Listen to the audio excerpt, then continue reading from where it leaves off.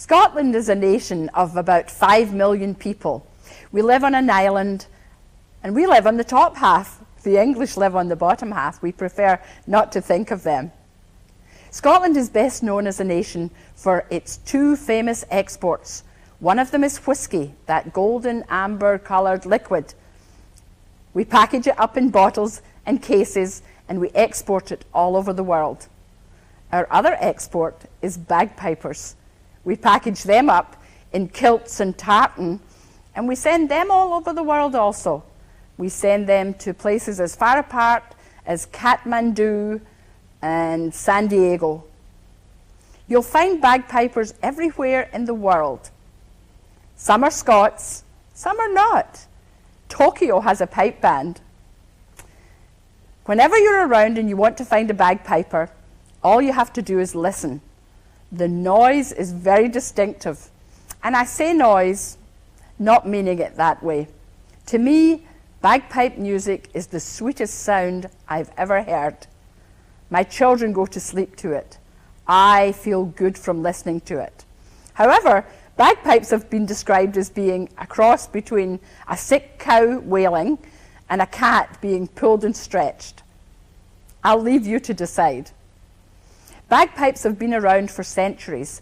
They were brought to Scotland originally by the Romans. However, they began their life as a pipe with a fixed reed, blowing air through the reed and making music. They gradually developed on till now. The bagpipe that's known as the bagpipe in Scotland is the Great Highland Bagpipe, which is comprised of 6 parts. There's a blowpipe, which you blow into. There's a chanter, which has holes in it, and placing or removing fingers from these holes causes the tune to be played. There's a bag. This is sometimes made of sheepskin or elk skin or a new fabric called Gore-Tex. There are 3 pipes or drones. They make the harmony that goes with the melody that comes out of the chanter.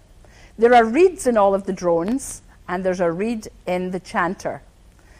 There are valves which causes the bag to stay inflated once the piper has blown into it. This is so that the piper doesn't have to continually be blowing. The bag is squeezed gently with the elbow and forearm to send air into the chanter and into the drones. So a bagpipe has various methods of being squeezed and sounded and blown and touched. And all together, out of it comes wonderful music. In the old days, the bagpipe was used as a weapon of war, and the English were scared of bagpipes, which sounds kind of strange to me. The bagpiper was an honoured person, and he went out to battle at the head of all the warriors, and they wouldn't go out without a bagpiper. He led them into battle, and he played them home at night. He led them into battle with a march, a rousing piece of music, which kept them all together, walking in step and feeling whatever they had to feel. He brought them home with a retreat, which doesn't mean that they had lost the battle. It doesn't mean that they were defeated. It means that they came home in an orderly fashion, having done well, but now it was time to return to camp. When they were preparing for battle and were staying in one place, getting ready, cleaning all their weapons and getting their food supplies together, often the warriors would dance. They would dance for 2 reasons: to keep themselves busy and to please the clan chiefs. The piper would play and the warriors would dance. For instance, they had a round shield which had a point spike coming out from it. They would turn the shield upside down in the earth, drive the spike into the earth to hold it in place. Then they would dance on top of the shield. This dance was called the Highland Fling, and we do it today. Only when contestants dance today, they dance on a stage, not on a spiked shield. The object was to stay inside this shield, which was probably less than 2 feet wide. The piper would play. The dancer would do beautifully intricate movements, representing the movements of the great Highland stag as it leapt across the mountains of Scotland. The arm movements of the dancer would be raised and curved to represent the great antlers of the king of the stags.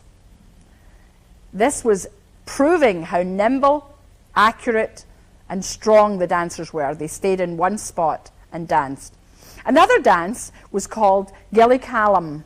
Gilly Callum means sword dance in Gaelic. The Gaelic language is the old language of Scotland, unfortunately not used very much anymore.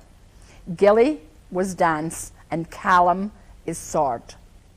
This was done by at least one dancer, sometimes up to 8. The dancer would place 2 swords crosswise, one on top of the other. This meant that the top sword was balanced precariously. As the dancer danced his steps, he would go in and out of the spaces created between the blades and the hilts. If his foot touched the sword on top, then it could move. If it touched it too much, then it could send it flying off into the air, which meant that it was something serious in battle. They used the swords as an omen. If he touched it just a little bit, then the battle might go against them. If he kicked the sword and it went off the other sword, that was very serious. They could lose the battle. So you know that the warriors who danced had to be really agile and strong and nimble, because the clan chief wouldn't have liked it if the battle had gone against them. This was how they amused themselves and kept fit and busy. They also had other tunes that they played, the bagpipers. They played hornpipes and jigs and strathspeys and all sorts of music for dancing. But around the 1600s, a family called MacCrimmon created a whole new kind of music for the bagpipe.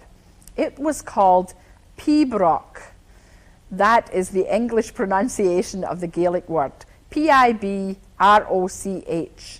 If I was to say it in Gaelic or spell it in Gaelic, it would not look or sound anything like that. Pibroch is the classical music of the bagpipe. It's played in a circular fashion. It's begun with a theme. The beginning theme is then taken and with different variations played on and around all the way back to the end, which ends with the beginning theme. This is to do with the Celtic belief that life is a circle, an eternal circle. So everything has no beginning, it has no end. And the pibroch, therefore, could go on forever. And in fact, some do play for 10 or 20 minutes.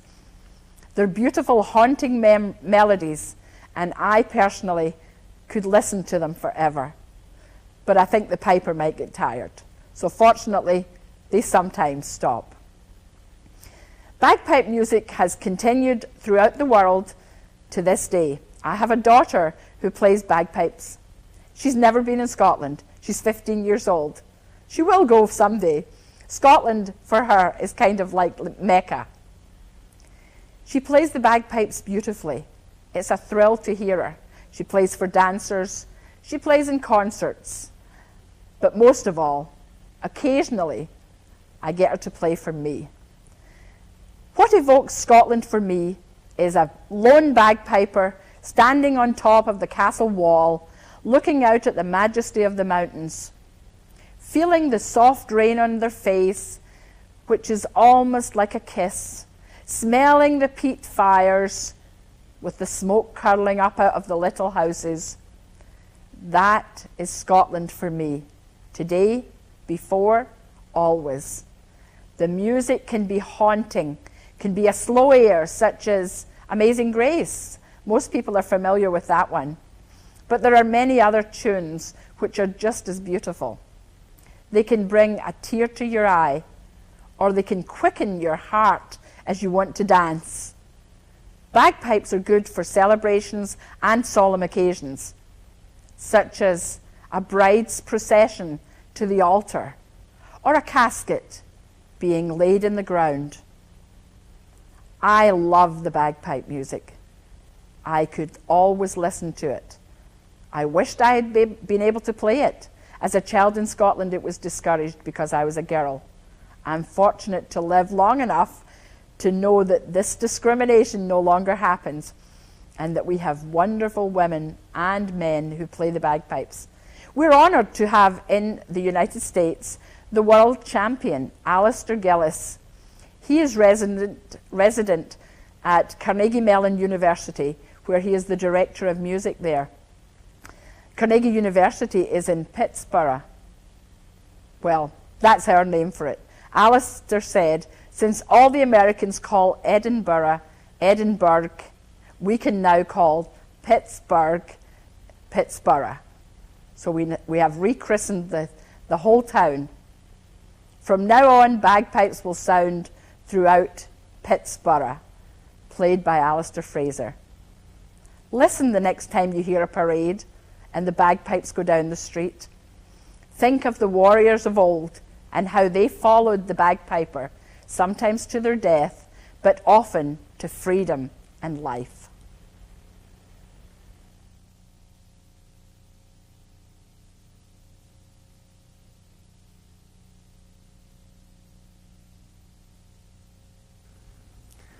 Portugal is a 700 years old country.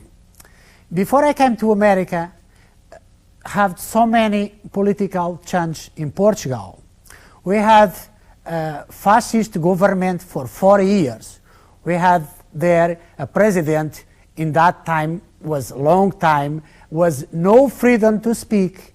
We have a bad police, we call the government police, they didn't let you say anything bad about the government. We had no democracy up there. In that time, we had the President Salazar. He was a friend of Hitler and Franco. Portugal had under this leadership lots of countries in Africa. We had Angola, Mozambique, Timor, Guinea, Cabo Verde, São Tomé e Príncipe. And in 1960, the war broke out in Angola because all these countries want independence from Portugal. And the Portuguese government start to send military troops up there to make order and try to keep that country's Portuguese. I was there in Mozambique for 26 months, since 1972 to 74. And in 1974, we had a revolution in Portugal in April.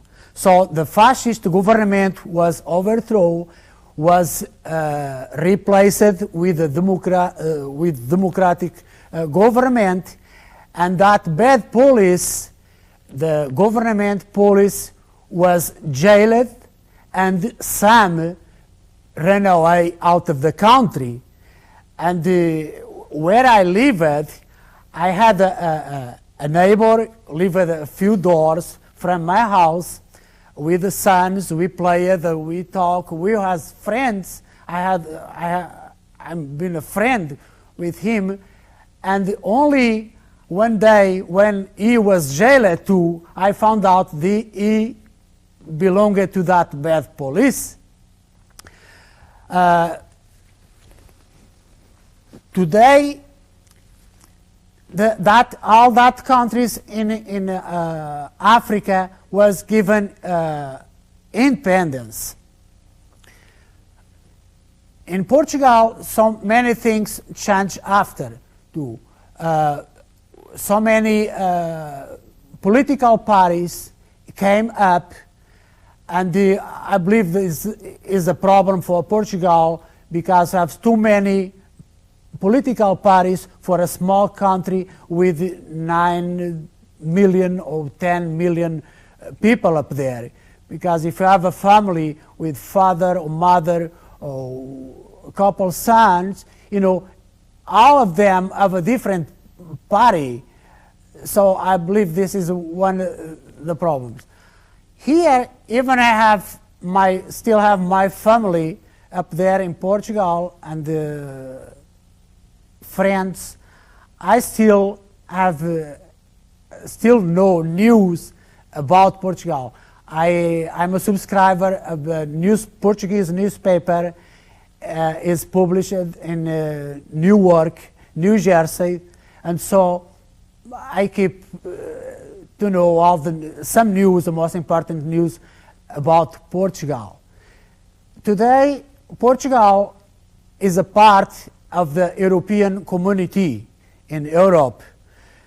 Is some change because before, if I want to go to Spain, our neighbor, we needed a passport. And today, you know, the frontiers are open and you are free to go to all of that countries, Germany, France, all these European countries. In a couple years or few years, all that countries, European community will share the same currency. We'll have the same kind of money for all that countries. Currency maybe don't change much because, and at all, I don't think things going to change too much because all the countries are still speaking their own language and will stay the same because I believe language is stronger than currency.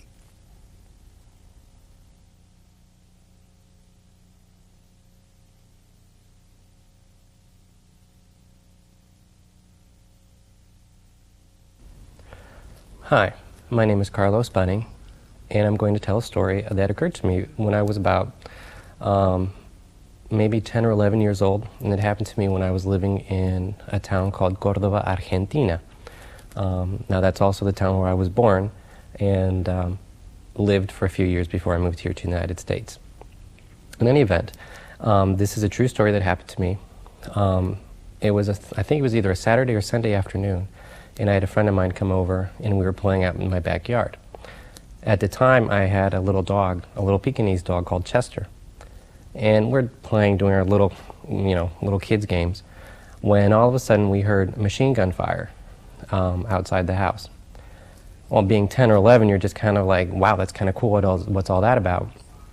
So we booked over to the front of the house, opened the door, and outside we could hear more gunfire, machine gun fire, and people running and screaming in terror.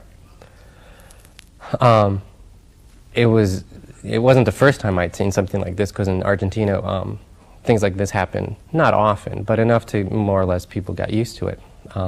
Just as a side note, this was occurring during a time of great political unrest in Argentina, up until the late 70s, or maybe until in the 70s, around that time. Up until that time, we had a military dictatorship control the government. Afterwards, it became a democracy. But before it could become a democracy, while it was still under the control of the military would use a variety of different tactics to keep people in order and in check, such as terrorism, killing people, people disappearing. And everybody was kind of aware of this happening, but people couldn't change it at the time. And this all became evident later in years to come. During all of this time, it was called El Tiempo de los Desaparecidos, or the time of the disappearing people. People would disappear, literally, without any traces.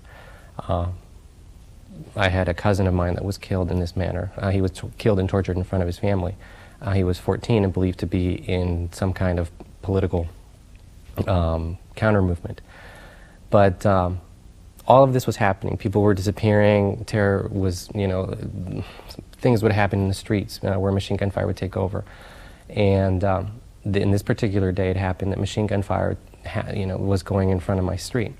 And as I'm watching, and now back to the point, I'm sorry, back to the story, when everything was, all the people were screaming and all that, I heard the phone ring.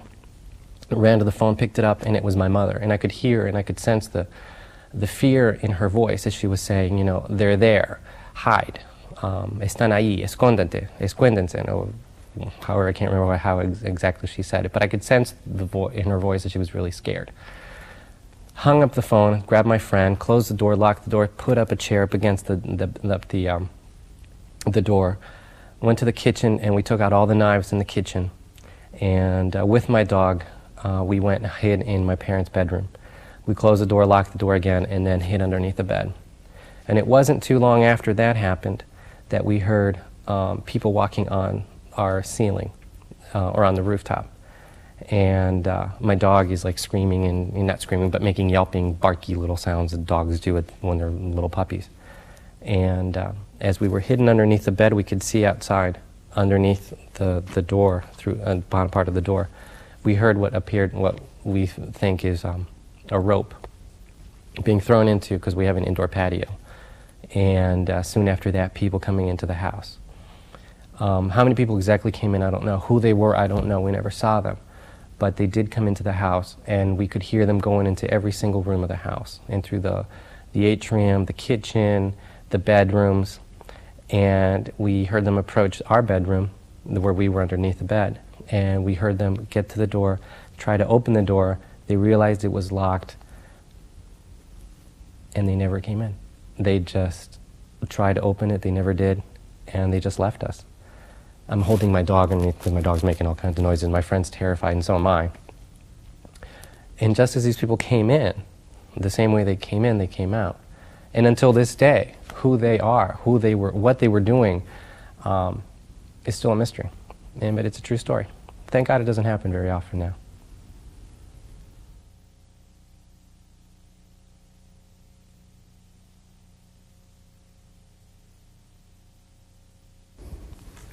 Hi, I'm here to tell you about Mexican Christmas. And when I say Mexican, I don't mean just the one night Christmas day. I'm talking about everything that's involved. And the celebration starts about a month and a half before Christmas Day.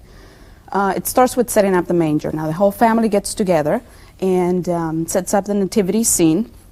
And you have Mary and Joseph and all the animals of the farm, and the kids, get to participate and set up the manger. Now, we have a manger, but we don't have a Christmas tree. We don't decorate a Christmas tree. Some people put up some lights and stuff like that, but the Christmas tree is not part of our celebration.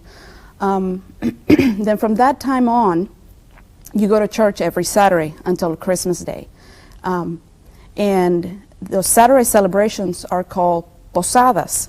And what happens is the whole neighborhood goes to the church, and it has been arranged from before that each street or each section of the neighborhood will host that posada for that specific Saturday. So we first go to church, and there's lots of kids everywhere just running around, and you go to church first, and you pray, and we do a rosary. After that is done, the people whose house has been selected, that specific street, they leave first and they go into their home, and they wait for the rest of the people to get there. And so everybody leaves the church in a group, and since it's at night, people will be holding candles and singing. And sometimes the choir will come with you. And so you go down the street and you get to that house and you knock, and you start singing, and you're asking for posada, which means, can I spend the night here? And what it is, it's a reconstruction of what Mary and Joseph went through when they went from inn to inn looking for a place to stay. So you go to that one house, and then that first person will answer also singing that, no, you can't stay there. And then you go to a next house that, people have also agreed to do that. So you go to the next house and you knock, and they say, no, you can't stay here, and you go to the next house, and so on. Until the last house, they will say yes, they welcome you in, and then it's a party. And the people of the house will serve you food, mostly, sometimes it's cake, and most of the times you get tamales. And tamales are a very traditional meal for Christmas time.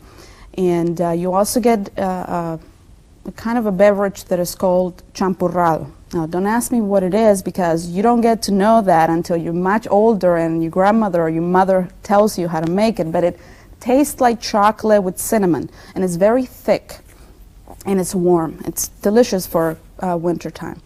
So you eat tamales and you drink champurrado, and that's done, and then it's done again the next Saturday. It's somebody else's section of the neighborhood or somebody else's street.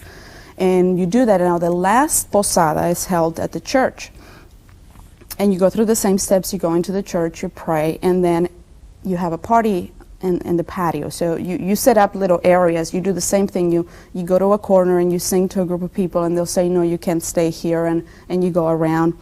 And then it ends with breaking a piñata for the kids. And, it's this stuffed animal made of a certain, it can be different shapes. And it's made out of paper mache and newspaper, basically. And it has candies inside. And so kids have a great time, and they get their candies, and everybody goes home. And then comes Christmas Day, or Christmas night, actually. We have dinner as a family on December 24th. And then after dinner, you go to midnight mass. So the whole family goes to mass. The whole neighborhood goes to mass. And you get to tell everybody Merry Christmas. And it's a regular mass, but with the celebration added to it. And then you go home, you go to sleep. Now, the next morning, unlike American kids, we don't wake up to presents. We don't believe in Santa Claus. We don't grow up believing in Santa Claus. It's Christmas, and everybody's happy, and baby Jesus has been born, and he is added to the manger that night. But we don't get presents until January 6th, and that is called El Día de los Reyes, and it translates into the Day of the Wise Men, because in the Bible, the 3 wise men were the one that brought presents to Jesus. So all the Mexican kids get presents on that day. I shouldn't say all, because I lived also in a border town that has copied the North American traditions of having a Christmas tree and having a Santa Claus bring gifts. But where I grew up, which is more of a central part of Mexico, we still follow the tradition of the 3 wise men bringing presents to the kids. So on February the 6th in the morning, we get our presents. In the evening, we have another celebration in which mostly the adults, but kids are allowed. There's kids everywhere throughout this whole thing. Mostly the adults that will share a cake. Now, this doesn't look like a traditional birthday cake. It's actually a very plain tasting bread that it's shaped like a big donut. And it's got a little bit of sugar sprinkled on top, and pieces of fruit, mostly orange. And now there's a twist to this celebration. Somewhere in the cake, somewhere in this bread called a rosca, there is a toy, a baby toy, plastic toy, that has been baked into the bread, and no one knows where it is. And once you cut the bread and you distribute the pieces, the point is to find out who has the baby. But you don't want to be the one to have the baby, because it means that you have to host a party on February the 2nd. Now, I told you, this is basically for adults, but a lot of times kids are there. And so when the kids get their piece of bread, they start digging through the bread before they eat it to see if they got the baby. Now, parents start digging through their kids' bread to see if they got the baby, because if they did, then the parents are responsible for hosting the party. So, someone gets the baby. Sometimes people try to hide it. They take it out of their bread, they put it on somebody else's bread, or they keep it on their mouth. They don't want to talk. They don't want to say that they have it. It's a big, fun thing. So, someone got the baby. So this person is responsible for having a party on February the 2nd. So you invite all the people that were there at this party, and then you invite neighbors, and you invite other family, other friends. Everybody goes to this person's house on February 2nd. And this is called El Día de la Candelaria. Now, I don't know what the translation of this would be, but it's a female name, and it's probably biblical, a saint or something like that. So this celebration on February 2nd has several purposes.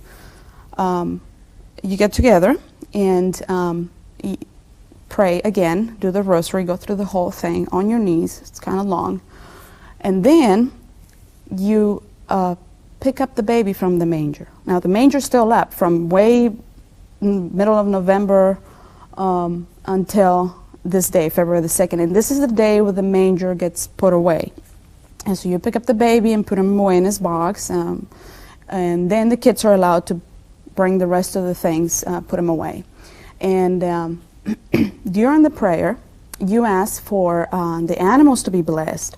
Now, a lot of people live in the city now, but back in those days, people lived on farms. So you wanted to ask that your animals were blessed and that were healthy and you know, and they reproduced so that your family did well throughout the year.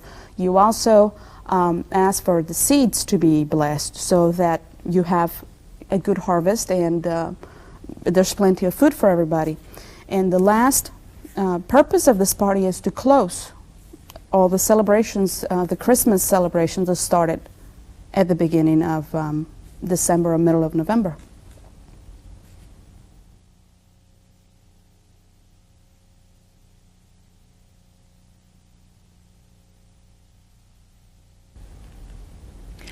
Within the Christian tradition, there are many different ways to celebrate different holy days. And for example, in my faith, growing up, we've kept a variety of holy days that happen throughout the year. I don't celebrate Christmas or Easter, but I do celebrate Passover, the days of unleavened bread, Pentecost, Rosh Hashanah, Yom Kippur, and Sukkot. But those last ones we call Rosh Hashanah, the English name for it is the Feast of Trumpets. Yom Kippur, the English name for it is the Day of Atonement, and Sukkot we call the Feast of Tabernacles. Now in the fall, those last three happen, and right now is when we're celebrating Sukkot, and it's a week-long festival where you have families and friends getting together and leaving their homes and going to celebrate a future time. It's symbolic of a future time when the world community, people will get along, there won't be the friction and problems that we have now. And this is a time for celebration. But in the Old Testament, it was celebrated and symbolic of the children of Israel coming out of the land of Egypt and living in temporary dwellings for a time. So many of the people who are Jewish celebrate this feast by building little temporary dwellings that are made out of palm branches or twigs, and they'll set them up in their backyard, and that's what is called a sukkot, is this little shelter. We call it the Feast of Tabernacles, and rather than actually building these little shelters, we'll leave our homes and go to another city or another town or sometimes another country to celebrate during the week, for a week. And so this is a happy time of year. You give gifts, you exchange, you do things that are kind, you focus on giving to others, on being at harmony and at peace. And this is the last of the holy days for the fall, because the two preceding ones focus on atoning and getting right with God and with your neighbor. So specifically, Yom Kippur is a time of fasting and atoning and getting closer to God and changing your ways and improving. The feast before that is called the Feast of Trumpets, and that's a time when we focus on the return of Christ and the establishment of a whole new way of living.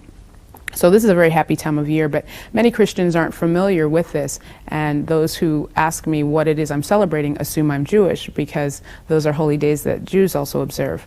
But they're based out of the early Christian church, and so there are many ways of celebrating different holidays, and some Christians celebrate Christmas and some don't. And so I wanted to share this because it's a good way to recognize that even within religions there's a lot of diversity.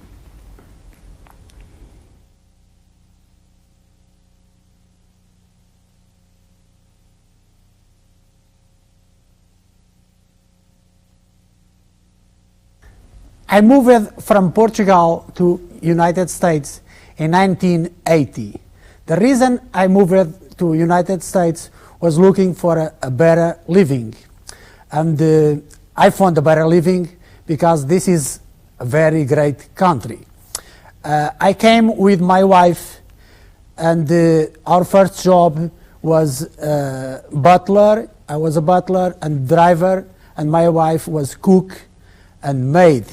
We came to work for a senator, his wife, and 3 sons.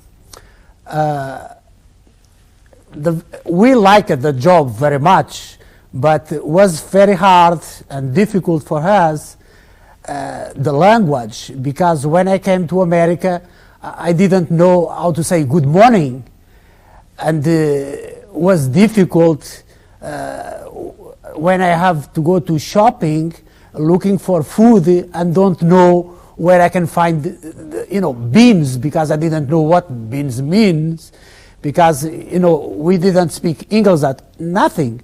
And they have to call a couple friends, was here in America before me, and say, hey, where I can find this or that, or my wife, she cried for sometimes because she didn't know how to cook some things, fish or some kind of meat. And was difficult, mostly that part, the language. And I have one of the part of my job was to drive the senator from home to the capital, and for sometimes he was sitting next to me in the car, and I was driving, and sometimes we found the bumps on the road, and he said for a couple times, Daniel, slow down, and I really didn't know what it means. I didn't slow down, because later I had to ask the friends, hey, what that thing means. Was some part that was difficult, but the things went with the time. Here in America, I was surprised with another thing, was with the fast food restaurants, so many varieties of fast food restaurants, and even with the kind of food, because the first time I eat pizza was here in the United States. Now in Portugal, since Portugal now is on the European community, now we have some fast food restaurants like Pizza Hut or McDonald's and another names from European countries. Another thing I'm pleased here in America is with the service we get from different parts. Even if you lost your driver's license, you can get a new one easily, and they don't put difficult, so you don't have to wait for a long time like in Portugal. And like another thing here, it's easy to go to the store, you buy, and if you are not completely satisfied, if you don't like it, you go back, you exchange, or you can have your refund with no problem. Because in Portugal, you buy, you keep, because you have a problem for the exchange, no exchange. I take in my car, I have a car in Portugal, I take from here, from United States to Portugal for my vacations, and I take it 4 years ago and still not legalize it, because it takes so long. This is another big difference and surprised me, that service. Another thing I see a difference is in American people looks a little reserved, a little bit more than in Portugal. Looks like they're going to work, came home, and stay home. In Portugal, people going to the cafes, they can talk, they always find somebody talk for 5 minutes or an hour. They can talk from the balconies, from the homes, one home to another, on the streets, and it seems more social. Another thing I was surprised at here, looks like the Americans move a lot. They don't stay in the same place for a long time. In Portugal, we buy a house, or we born in some city, we stay there forever, until die. Like me, I might stay in the USA forever.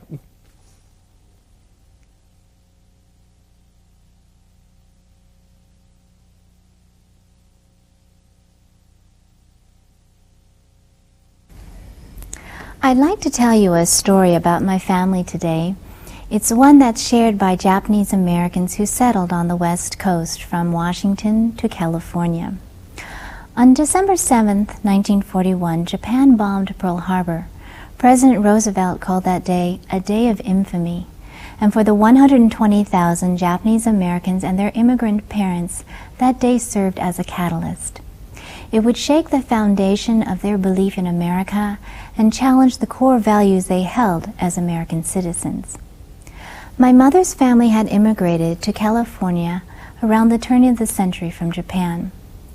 They had settled in Berkeley, California, and there my great-grandparents raised 12 children, 6 sons and 6 daughters. The eldest was my grandmother, Matsuko Hayashida. She married my grandfather, Sumio Kawasaki, about 2 years before the war started. Now, Grandpa had been born here in California, but he had been raised in Japan, and he returned when he was about high school age. He worked his way through high school and college by serving as a houseboy and working in the fields.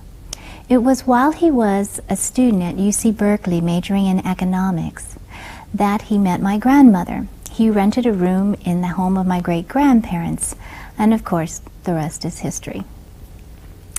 Now, my grandfather afterwards, after he finished school, he graduated and he looked for a job. Now, back then, my grandmother says it was really basically impossible for a Japanese American with a college degree to find a professional position with a U.S. company. So my grandfather was very fortunate when he received an offer to work for the Mitsubishi Trade Company in San Francisco. Now, because it had been a long time since he had gone back to Japan and visited his mother, he decided to take a quick trip back. And it was while he was there that Mitsubishi actually offered him a position there with the oil company. Now, since those who were hired by, say, the Home Office held a higher status than anyone hired by a local office, my grandfather decided to stay and accept that job, and it was decided that my grandmother would come then to Japan to meet him there and marry him. Well, it was April 1939 that my grandmother made the trip. It took a great deal of courage for her. She had been born and raised in California, and to her, Japan was a faraway and foreign land. But make the trip she did, and it was while she was on the boat to Japan that she met another Japanese woman there, about 40, who had recently given birth to a baby boy, her 3rd child. This woman had come from Japan to the United States some years earlier in order to marry a friend of her brother's. Now, this friend had opened a small hardware shop in Sacramento, California, and like many Japanese immigrant men who came and settled in the United States, they had to send to Japan for wives because of the laws against interracial marriage at that time, and so that was how she ended up coming to California. Well, they were on their way back to Japan for an extended stay, and my grandmother remembers being able to hold the baby. And of course, once they docked in Japan, the 2 women went their separate ways. Years later, they would meet again when that baby boy married my mother. Now, my grandparents settled in Japan for about a year, and then my grandmother says she started to not feel very well. So she decided to go to see the local doctor, which proved to her to be a totally unenlightening experience. She says that back then, those Japanese doctors, she says, they didn't tell you very much. They really never told you what was going on.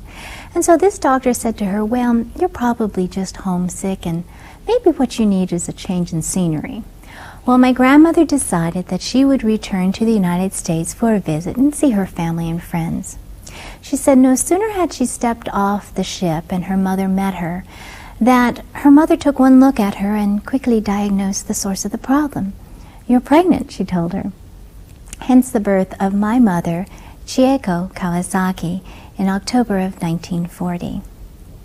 Well, my grandfather in the meantime made plans to return to the United States to join his wife and his new baby daughter. But before he could do so, the war broke out, and my grandfather found himself stranded in Japan. Meanwhile, the community's reaction to the bombing of Pearl Harbor was one of shock. they kept thinking, how could Japan bomb the United States? How could Japan do such a thing? Well, for them, they had hoped, and they had every reason to hope, that the United States and Japan would remain at peace with one another, and they had every reason to want to hope. They had adopted the United States as their homeland, purchased their homes here, had their children here, and made their livelihoods here. And more importantly, their children had been born here, raised here, educated here, and knew no other culture than what it was to be American, for they were American. Well, with my grandfather in Japan, the United States now began looking at the Japanese Americans as if they were dealing with an enemy that existed within their own borders. And so a great deal of fear and espionage. And there were questions about, yes, the Japanese are spying on us. And yet, ironically, there were no cases of espionage that ever came to pass. What the United States was about to do was to deal with Americans, and yet they seemed to not realize that these were Americans rather than enemy aliens within their border. Indeed, those that were not American citizens by birth were forbidden from becoming naturalized. Some of the Japanese immigrant men had fought for the United States during World War I. And it was because of this they had been promised that they would receive U.S. citizenship. However, with the passage of the Oriental Exclusion Act, that promise never came to be. Well, on February 19th, 1942, President Roosevelt signed Executive Order 9066, which forced the evacuation and internment of all persons of Japanese ancestry living on the West Coast. And so it was because of that that within several weeks of the order, Japanese Americans had to dispose of their homes, their jobs, and their businesses. And by March 29th of 1942, my family found itself at the Tanfran Assembly Center, a temporary evacuation site until the United States moved them to permanent facilities. Ironically, the very attitudes that now forced the Japanese Americans into internment were the same attitudes that in Japan allowed my grandfather to continue to live and work. In fact, both the United States and Japan considered the Japanese Americans to be Japanese rather than American. Well, I don't want to leave my family here at the Assembly Center, so I'm going to take a break. And if you'd like to join me in a couple of moments, I'll start again and tell you the rest of the story. Thank you.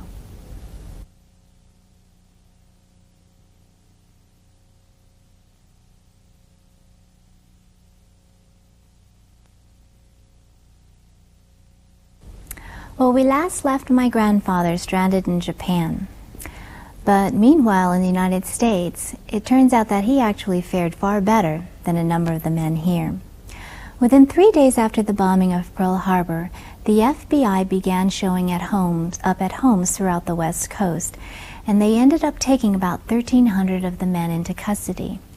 They were taken without being charged, without due process, without being told when they might return home, or if they would return home. You see, if you were a clergyman, a Buddhist priest, if you were a teacher of, let's say, the martial arts, you were considered under high suspicion of being a spy because you were looked at by the FBI as being a community leader. In fact, one man told me that he had been out of state at the time the FBI began their roundup, and his boss had been taken.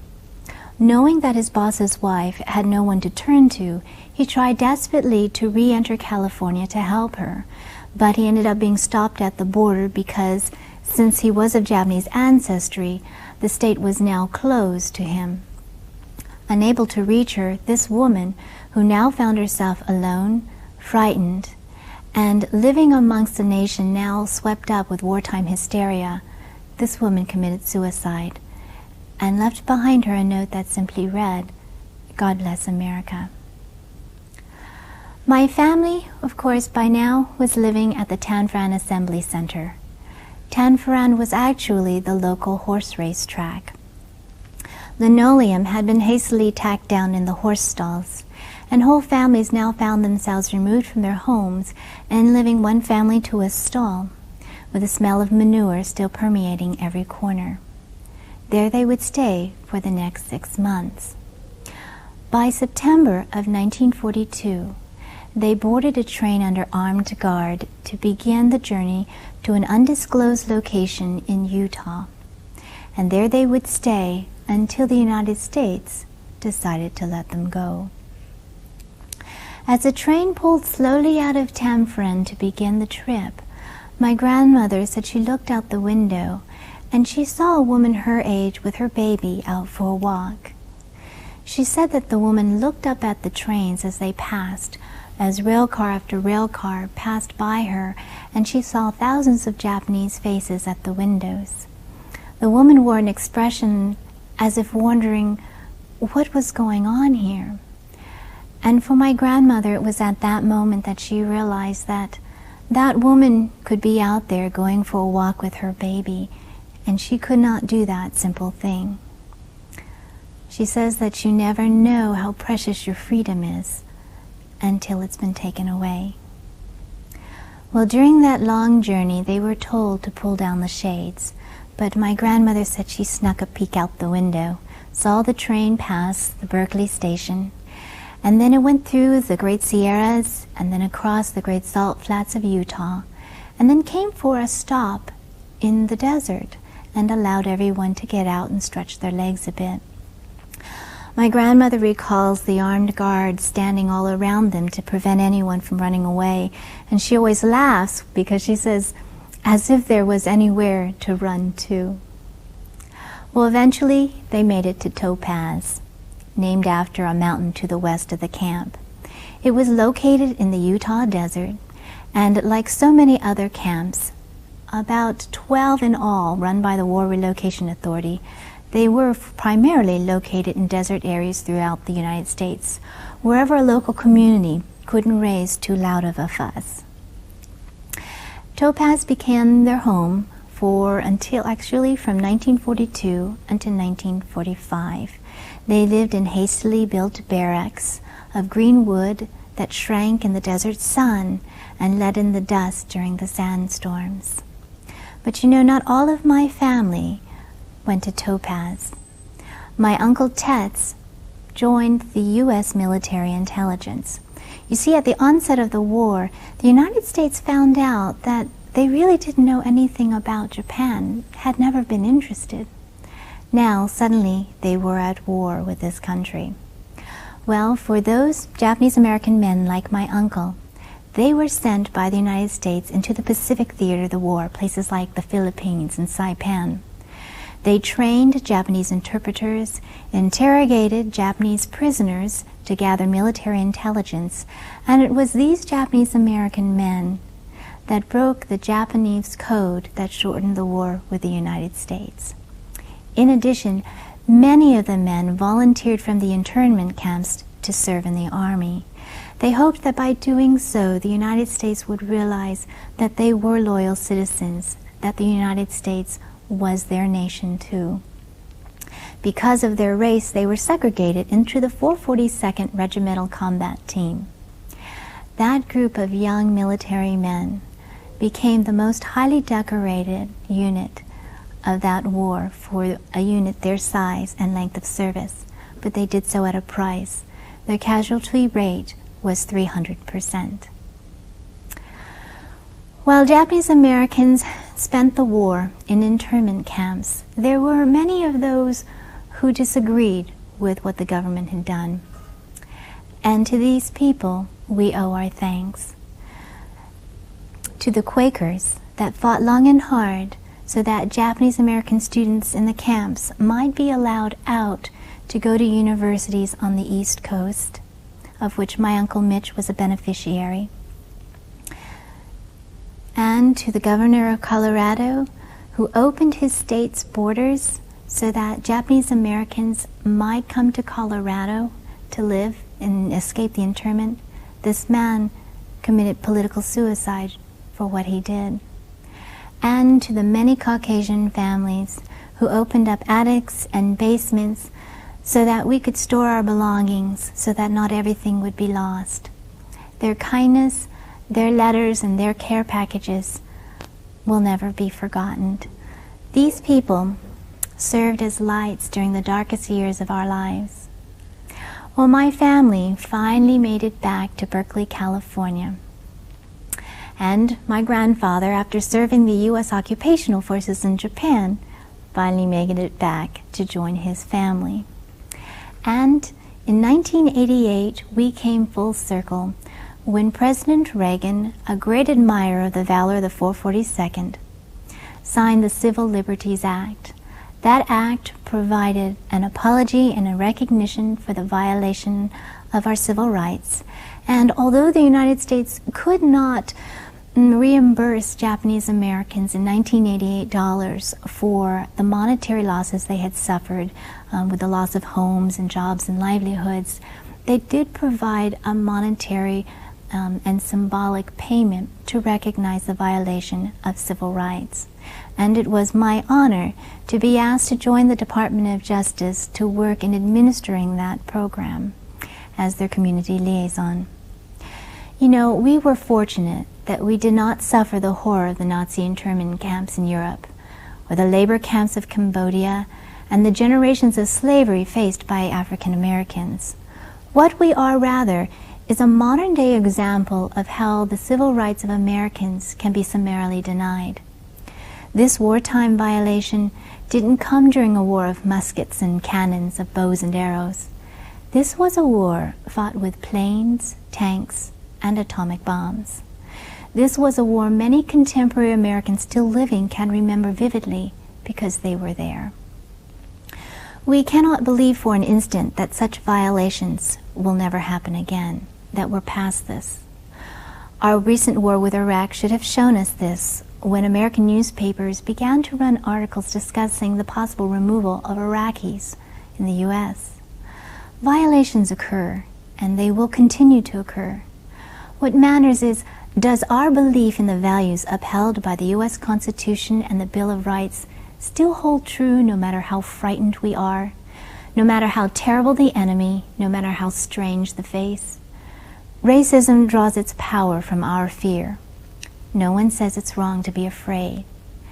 It's how a nation acts when it is afraid that determines what kind of salt it's made of.